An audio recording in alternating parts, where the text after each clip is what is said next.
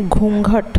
एक परिवार था जिसमें सास ससुर, दो बेटे और दो बहुएं थीं। बड़े बेटे के दो बच्चे भी थे। उसके सास का नाम था सुलोचना, जो बड़ी ही कठोर स्वभाव की थी, जो अपने बहुओं को हर बात पर टोका-टाकी किया करती थी। बहुएं चाहे कितना भी कोशिश कर ले, पर उनसे कभी खुश नहीं होती थी।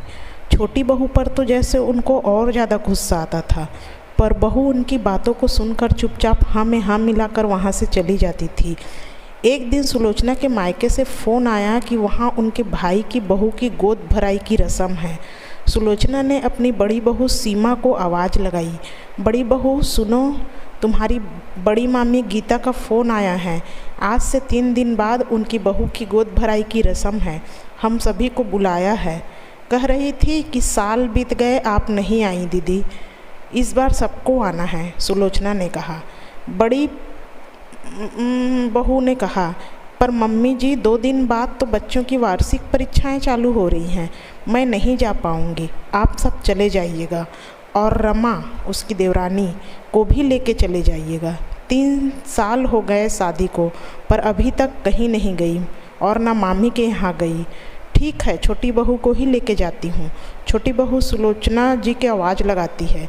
सुनो छोटी बहू, 3 दिन बाद गीता मामी के यहाँ जाना है, तुम अपनी तैयारी कर लेना। और सुनो, उसके यहाँ चलना तो ज़रा घूंघट लंबा लेना। मेरे मायके में सारी बहुएं घूंघट करती हैं। तुमने तो ढंग से सिर पर पल्लू ही नहीं लिया जाता, हरदम पल्लू नीचे किए घर में घूमती रहती हो। न ससुर का लिहाज है, न ही जेठ का। सास की तो कहीं दिखती ही नहीं है।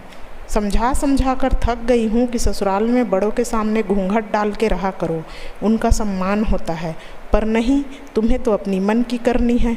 बड़ी बहू को देखो, आज भी सिर पर से पल्लू ना सरकता है उसका, और एक तुम हो जिसके सिर पर पल्लू टिकता ही नहीं है। सुलोचना जी की पल्लू कथा एक बार फिर से चालू हो गया था और रमा अपना पल्लू संभालती हुई जी मम्मी जी कहती हुई फिर वहाँ अपने काम में लग गई।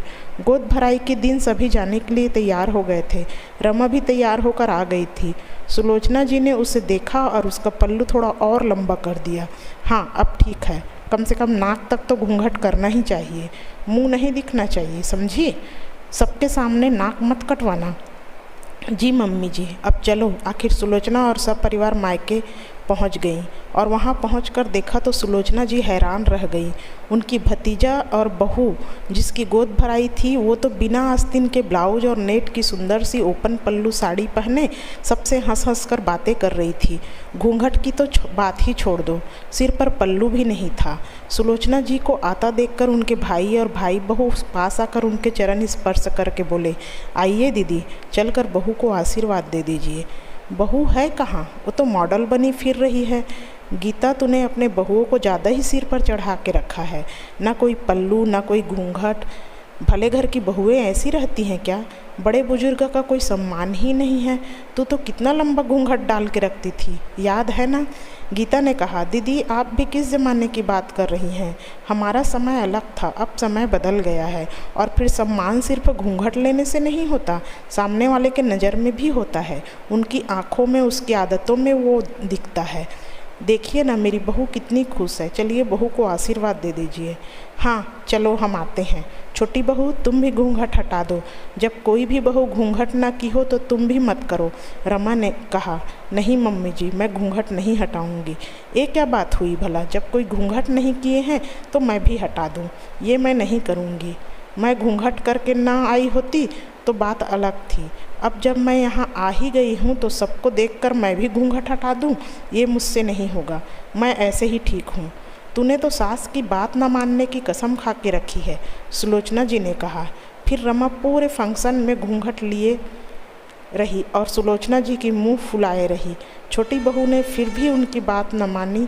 ये बात उनको हजम नहीं हो रही थी। दोस्तों, अगर कहानी अच्छी लगे तो प्लीज़ कृपया चैनल को सब्सक्राइब कीजिए, लाइक कीजिए, शेयर कीजिए। धन्यवाद।